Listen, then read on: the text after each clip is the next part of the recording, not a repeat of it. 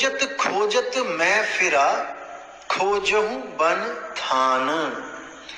यानी कि मैं खोज खोज के थक चुका था, ढूंढता रहा उसको, लेकिन वो मुझे नहीं मिला। क्यों नहीं मिला? क्योंकि वो स्वयं से किसी को नहीं मिलता। जो आत्मा है वो स्वयं से कभी किसी को नहीं मिलती। उस आत्मा का भेद केवल और केवल परमात्मा द्वारा दिया जाता है, और वो परमात्मा एक मनुष्य रूप में आकर हमें ज्ञान देता है, हमें भेद बताता है आत्मा का। दोस्तों, इसको समझना पड़ेगा आपको कि आत्मा और परमात्मा में क्या भेद है, तभी बात बनेगी। जैसे बाबा नानक को बेई नदी पर जो अकाल पुरुष मिले थे, अब सोचने वाली बात है कि परमात्मा का कोई शरीर नहीं है, कोई आदमी या औरत नहीं है, लेकिन फिर भी हम उसको अकाल के साथ पुरुष क्यों बोलते हैं?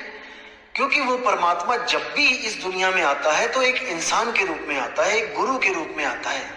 और वो क्यों आता है गुरु के रूप में? क्योंकि हम इंसान हैं, हम जानवरों की भाषा नहीं समझ सकते, हम पशु पक्षियों की भाषा नहीं समझ सकते, कीड़े मकोड़ों की भाषा नहीं समझ सकते, इसलिए उसको केवल इंसान रूप में ही आना पड़ता है हमें समझाने के लिए। अगर वो कुत्ता बिल्ली बकरा चींटी मच्छर बन के आएगा, हमारे कान में घूं घूं भी करेगा सारी रात, तब भी हम नहीं समझ पाएंगे वो कहना क्या चाह रहा है। इसलिए वो एक पुरुष रूप में आता है और हमें समझा के वापस चला जाता है। वापस चला जाता का मतलब ये नहीं है कि वो कहीं किसी लोक में चला जाता है, क्योंकि उसका आना जाना कोई ऐसा नहीं होता है, वो गुप्त और प्रकट होता है। तो साहिब कहते हैं, साहिब कबीर का सब घट वासा, और गुप्त प्रगट कुछ अजब तमाशा। जहां संत प्रगट तहां भय हूं, और जहां असंत गुप्त वहां रहे हूं। वो प्रकट और गुप्त होता है। आना जाना तो बोलने की भाषा में हम कह देते हैं कि वो आए और वो चले गए। तो क्या कहते हैं वो आगे? अछल अछेद अपेद प्रभ ऐसे भगवान। यानी कि अछल, जिसको कोई छल नहीं सकता। जैसे आप देखोगे कि कई कहानियां भी बनी हुई हैं, जैसे श्री राम जी को सीता को उठा के ले गए, उनको छल लिया, या और भी कई ऐसी ऐसी कहानियां बनी हुई हैं जिसमें भगवानों को ही छला जा रहा है। जैसे शंकर जी की भस्मासुर ने तपस्या करी और वो उसी के पीछे दौड़ने लगे उसको मारने के लिए, यानी कि छले गए, भगवान भी छले गए। लेकिन ये जो परमात्मा है ये छला नहीं जा सकता। अछल अच्छेद अपेद, यानी कि जिसको छेदा भी नहीं जा सकता, और अपेद यानी कि उसमें और हम में कोई भेद भी नहीं है। कितनी प्यारी कितनी सुंदर बात लिखी है कि वो अपेद है, हम में और उसमें कोई फर्क नहीं है, हम और वो एक से ही हैं। प्रभ ऐसे भगवान को मैं ढूंढ रहा हूं। कहां पे? खोजत खोजत फिरा, खोजो बन थान।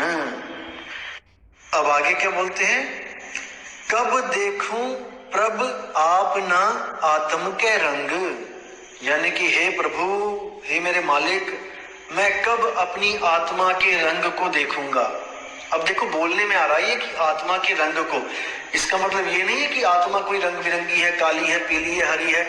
अब जो अज्ञानी मूर्ख, जो मूढ़ बंदे होते हैं, वो शब्दों को पकड़ते हैं, भावों को नहीं पकड़ते हैं। वो आपको दिखाएंगे, देखो ये आत्मा के रंग की बात कर रहा है, ये जरूर तत्वों की बात कर रहा है। मतलब ऐसे ऐसे मूर्ख भी पड़े हैं इस दुनिया में, पर आपने उन पे ध्यान नहीं देना है। आप अपना परख करो और वाणी को समझो। अब क्या कहते हैं? कब देखूं प्रभु आपना आत्म के रंग, कि हे मेरे मालिक, मुझे कब आत्म ज्ञान प्राप्त होगा, कब प्राप्त होगा। जागत ते सुपना भला बसिए प्रभ संग। तो कहते हैं कि अगर मुझे सपने में भी आत्म ज्ञान हो जाए तो वो सपना इस जीवन से 1000 लाख करोड़ गुना अच्छा है। यानी कि मैं दोबारा जागृत अवस्था में नहीं आना चाहता, मैं इस दुनिया में नहीं आना चाहता। अगर मुझे सपने में भी भगवान मिल जाए तो, सपने में भी आत्म ज्ञान हो जाए तो। खोजत खोजत मैं फिरा, खोजहूं बन थान। यानी कि मैं खोज खोज के थक चुका था, ढूंढता रहा उसको, लेकिन वो मुझे नहीं मिला।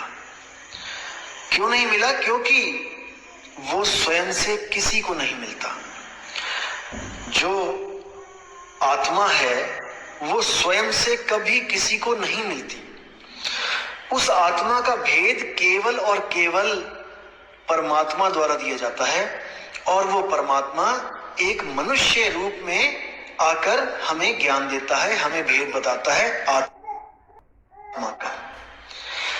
दोस्तों, इसको समझना पड़ेगा आपको कि आत्मा और परमात्मा में क्या भेद है, तभी बात बनेगी। जैसे बाबा नानक को बेई नदी पर जो अकाल पुरुष मिले थे, अब सोचने वाली बात है कि परमात्मा का कोई शरीर नहीं है, कोई आदमी या औरत नहीं है, लेकिन फिर भी हम उसको अकाल के साथ पुरुष क्यों बोलते हैं?